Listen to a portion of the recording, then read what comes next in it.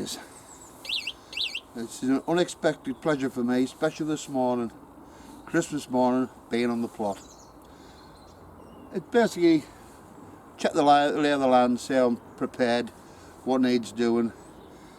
Obviously the next step, I'll be down tomorrow starting sowing me onions, traditionally Boxing Day. That will be done. Now, I'm a bit late. I was tagged by dean.Deans off the plot. 3 things I've learned this year. And for me personally, I've got to answer this one. Obviously life's changed for me, as most of you know. I'm having to readapt the garden. I've still got working on things. And I've got help from my friend Lyndon, who you will see eventually. I thought he might have been down late this morning, being Christmas, saw the chickens, but he's probably already been, knowing Lyndon. He's like a human whirlwind. Well, where do I start? 3 things I've learned this year. The first thing, without a doubt, not to bite more than I can chew. In other words, I've got to limit myself when I start something. I can't prepare big plans like I used to and get through them in a day. It's not going to happen anymore.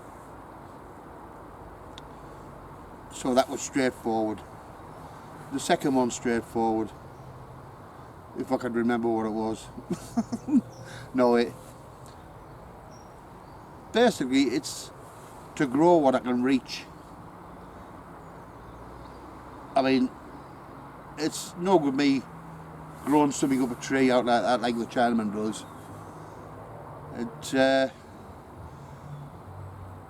That's got to include, I suppose, the likes of your French climbing beans, which I love. But sometimes you've got to disregard what you advise yourself. So I've got a limit what I can grow that I can't reach. And the third one, which has also happened to me this year, never, what can we say, never assume. I'm sure there was a better way of putting it than that, but this is off the cuff now. Never take for granted. I've got one of my beds is coming out, but I've got leeks growing in it, and I thought the bed was going to be out very quickly. So what do? I pull the leeks. Wasted. The bed still stands. I could have had them in, could have still been grown. But unfortunately it's not the case. I'll know better next time. Now, I was going to take you around for a tour, but I'm not going to take the risk. I had a little bit of rain last night, so I'm still armed with my mobile, you know, if I get stuck, but I'd rather not get stuck. So we'll play it safe, do the tour another time. Sorry, the greenhouse. I think the problem of the rats, by laying the post crate on the path, looks like I might have solved the problem. There was only one rat hole on the outside of the greenhouse appeared, but I think that's because we trapped a rat underneath the pavement stones inside, and it's dug out. Otherwise, if it dug in, there'd have been a mound of soil outside. So that one's sorted. I invested in the timber for put a new staging in the side the tomatoes were growing this year. A staging with a difference. Instead of bubble wrapping the whole greenhouse, which still needs to be cleaned before these seeds germinate, I decided it's not just a staging.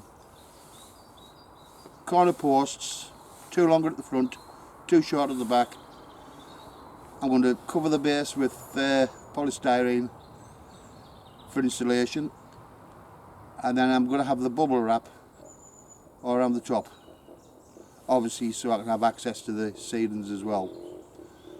I will be sowing my seeds for the onions tomorrow, but there'll be 2 pots sown, and I will get Lyndon to sow his own. Obviously I'll show him. Seed sowing seems simple to most of us, but not to everybody that's new on the scene. So we'll sort him out.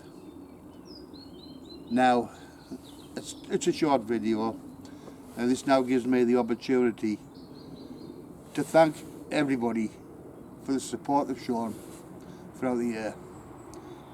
It really means a lot, and I hope everybody's had a really good Christmas. I know I have. And just in case I'm not back before,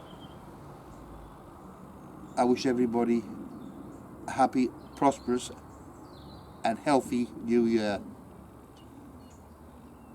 I really thank you for your support.